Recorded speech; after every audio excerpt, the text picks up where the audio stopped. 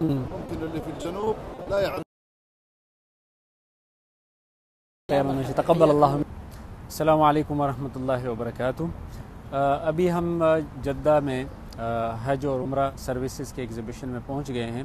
یہ یہاں king Abdul Aziz international airport کے بالکل قریب ابحر الشمالیہ نامی علاقے میں اس کا انعقاد کیا جا رہا ہے.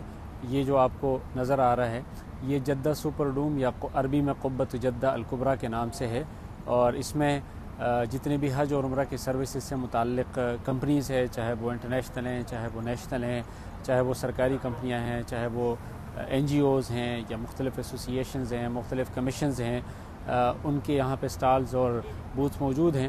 اور اس کا بنیادی مقصد یہ ہوتا ہے کہ اس میں گزشتہ تمام جتنے بھی حج کا انعقاد کیا گیا، خاص طور پہ گزشتہ سال، اس کے تجربات سے فائدہ اٹھاتے ہوئے مستقبل کے لیے لائحہ عمل طے کیا جاتا ہے. اس حوالے سے اس میں کانفرنس کا بھی انعقاد ہوتا ہے اور مختلف کمپنیز اپنے سروسز کے بارے میں آگاہی فراہم کرتے ہیں.